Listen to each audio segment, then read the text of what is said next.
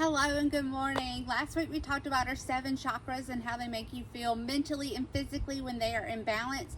And I told you this week that we were going to go over a couple techniques on how to unblock those, as well as what it would feel like when each of your chakras are blocked physically and emotionally, so you know which ones will need the most attention. So without further ado, and before I mess up my speech anymore, we're just going to dive right into it.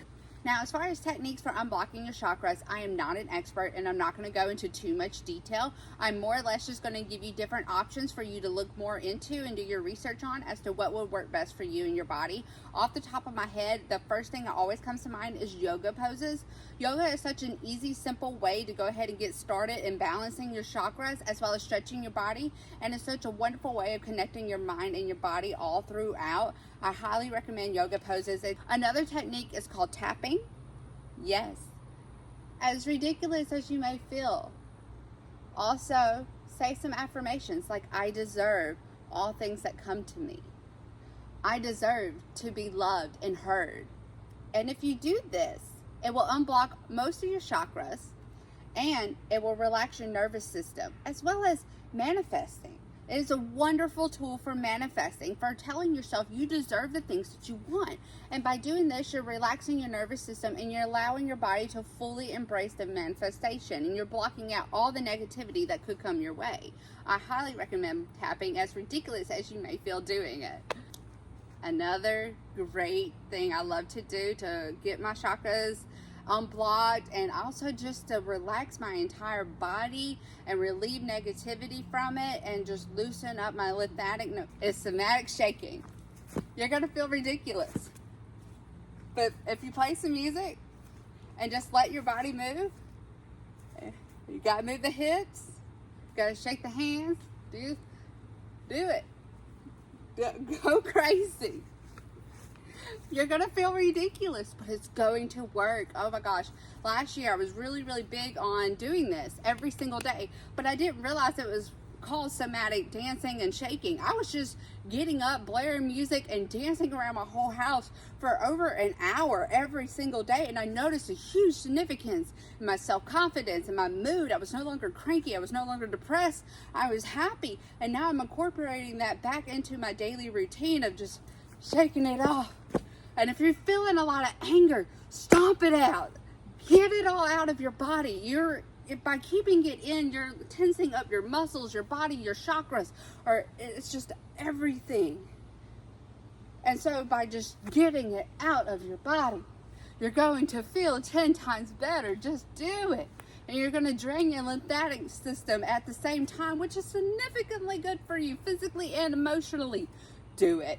Another great option before we start into the physical and emotional symptoms of blocked chakras is meditating. Meditating to a lot of people sounds incredibly tedious, and they're like, I can't do it. And that's because they think of meditating as going, and thinking of nothing, having clear thoughts. Let me tell you, me and my ADHD brain can't do no thoughts. I have never, a day in my life, even as a little kid, never not had a thought, okay? So what I find meditating is to actually focus on one singular thought or one singular goal. Like if you're wanting a new house, envision that house. Sit down or stand up or clean or play some music or dance around, whatever it is that you're doing. It doesn't have to just be sitting and going, You can just be moving your body, but as long as you're doing it with one singular thought. And I find it best to envision it. So if it's a new house, envision that new house. Envision the yard. Envision your family in that house. As you're meditating, you're also manifesting at the same time. But it can be as many things. For me, if I'm struggling with a relationship and it went south and we're having problems, I will have that singular thought during my meditative state.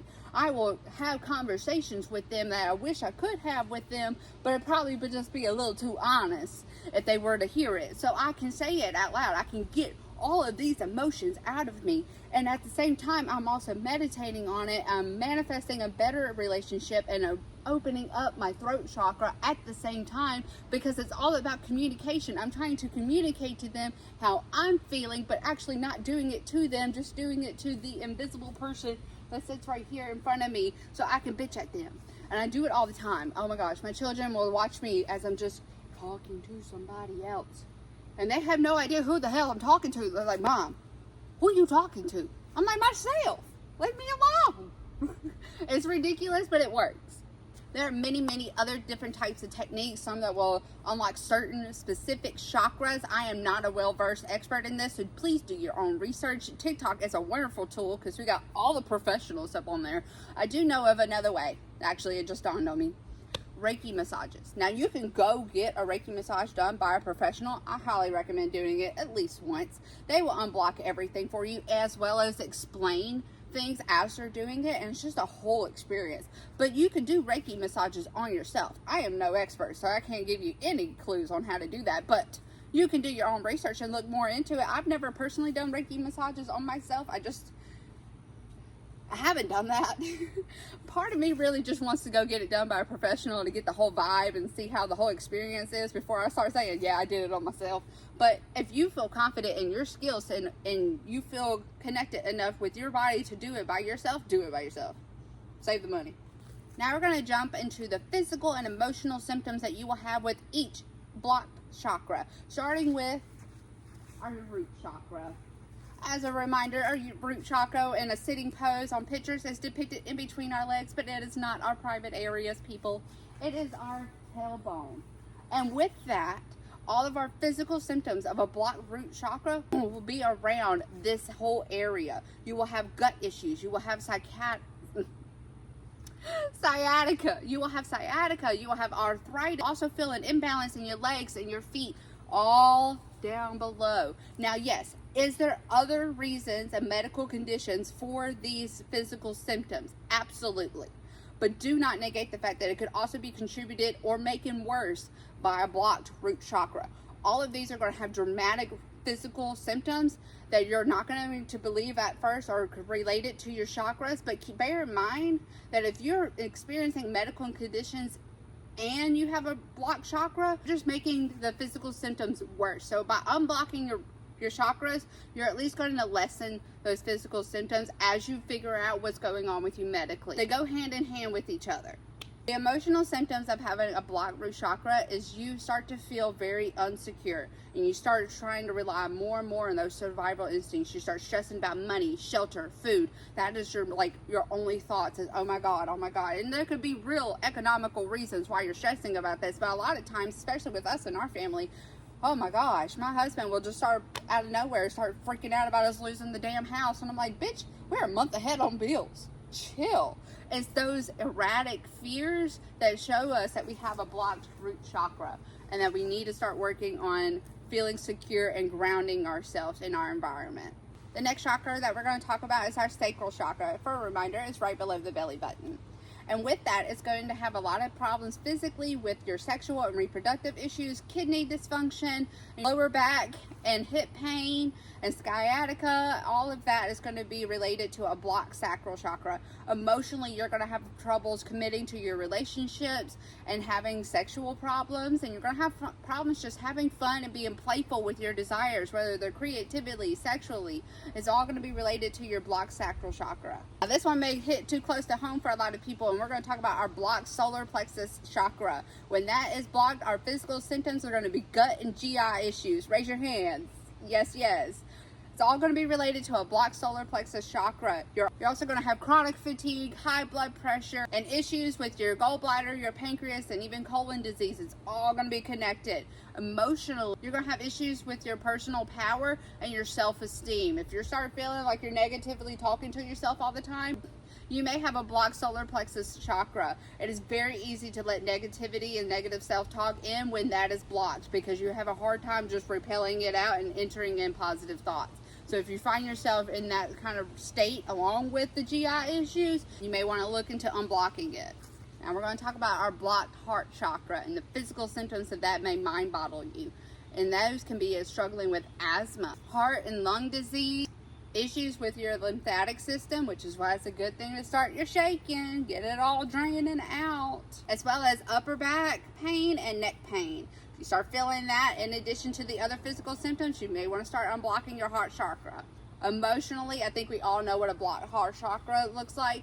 It looks like anger, bitterness, you're suffocating others with your presence, jealousy, over neediness, like I just need you to fucking love me.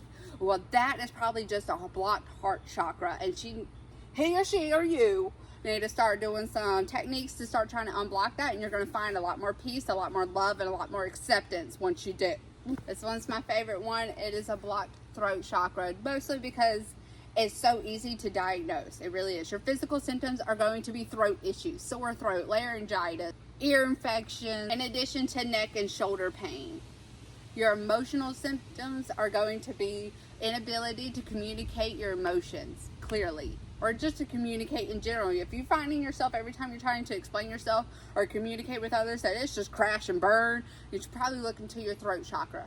In addition, you'll also start to feel like you have no willpower, like you have no control over your life. It's probably a blocked throat chakra. And a lot of that has to do with our communication. If we're not communicating our needs, who and around us is going to know what we need and want? And so we're going to start to feel powerless. And that's all going to be because we're not able to communicate correctly and effectively and truthfully. Physical symptoms of a blocked third eye chakra is going to be headache, blurry vision, sinus issues, seizures, hearing loss, even hormone dysfunction. The emotional side effects of a blocked third eye chakra are going to be moodiness, issues with volatility, and issues with your self-reflection. You're going to have a hard time recognizing what you did to others and how it impacted them. So if you're having others come to you saying that you're the problem and it's because of XYZ and it all relates to things you said and did, and you're having a hard time even just being like, yeah, maybe they have a point, and instead you're finding yourself excusing your behavior despite how it negatively impacted them, you should probably look into unblocking your third eye chakra or looking more into it and seeing if that's the issue. I saved the best and the hardest for last, and that's going to be your blocked crown chakra.